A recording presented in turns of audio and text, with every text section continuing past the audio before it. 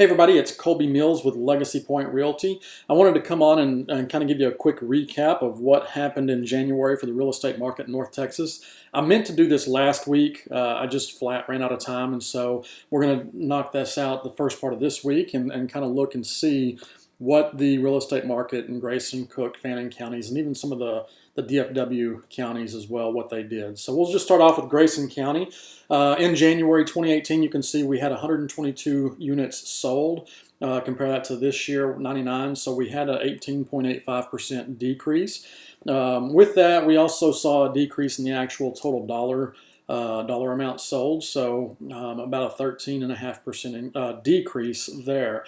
And then these next two, I mean, it's going to be the same because we're in January for year to date, so those two are going to be the same.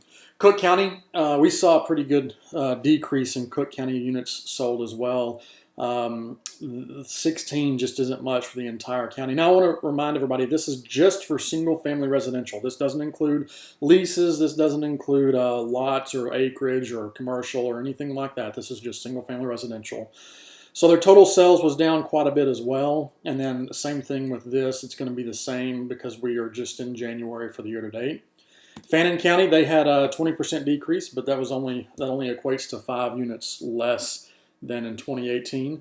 What's interesting though is their their dollars that were sold were actually quite a bit higher, almost $400,000 higher. So they had some higher price point properties actually get sold, so that really helped their dollar sales. So again, same thing year to date.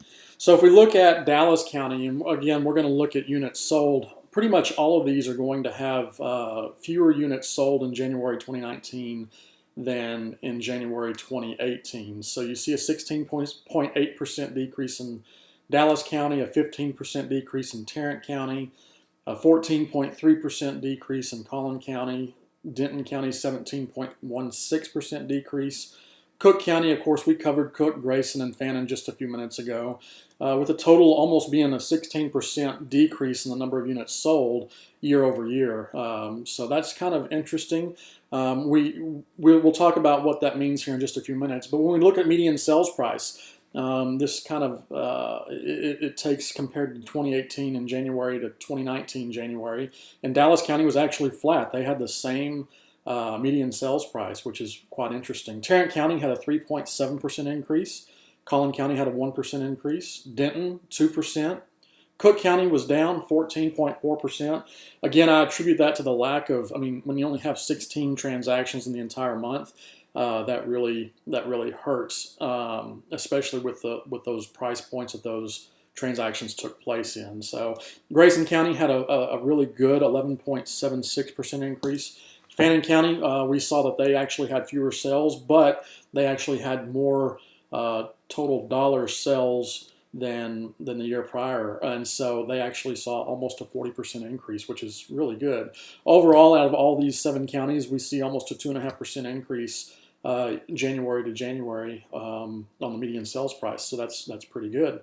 When we take a look at months of inventory, Dallas County, they went up from 2.78 to 3.21 months of inventory. Tarrant County, 2.85. Collin, 4.6. Denton, 4.1. Cook, 7.5. And of course, again, this goes back to the lack of units sold in January. That makes that number pretty high. Grayson County is up to 5.26, and Fannin County is up to 5.15, with all 7 of these being about 3.5 months of inventory on hand. So what does this all mean? Well, this tells me that the market it's stabilizing. You know, we've been talking for so many months about there's not enough inventory. Buyers don't have a whole lot to choose from. Sellers are able to get aggressive with the sales prices. We're starting to see that kind of balance out, especially with what we're seeing here in the months of inventory. Those are starting to increase up, which means buyers have more choices as to what's available. They're not having to pick and choose and be limited to what's on the market. We're seeing more inventory, more availability of properties, so that gives them the chance to not have to pay outrageous sales prices. Now, we're still seeing median sales prices actually on the increase. We were up to almost 2.5%, I think, is what it was, median sales price. So we're still seeing sellers are still seeing a little bit more money for their homes, but it's not as dramatic as it has been in previous months. And then, of course, the number of units sold. So we're seeing fewer units being sold. And so that all in all tells us that we're shifting from a really strong seller's market. It's still a seller's market. I mean, it's still a healthy seller's market, but we're starting to see more availability and more options for buyers, and buyers aren't paying as much for properties as they were, say, 6 months ago. So all in all, real estate market in North Texas is still very healthy. None of these numbers really concern me very much. We've had such a strong seller's market for a long time. It's good to start seeing some balance between sellers and buyers. So, if I didn't cover a certain particular county that you're interested in, please just shoot me an email. Let me know what you want, what county it is, or even if you want to narrow it down from county to city, or even to your neighborhood. Let me know. I'll be happy to run these numbers for you so you can have a better idea. If you own a home in one of these areas, kind of get an idea of what the market is in your neighborhood specifically. And if you're a buyer, you can see it's starting to be a good time to buy.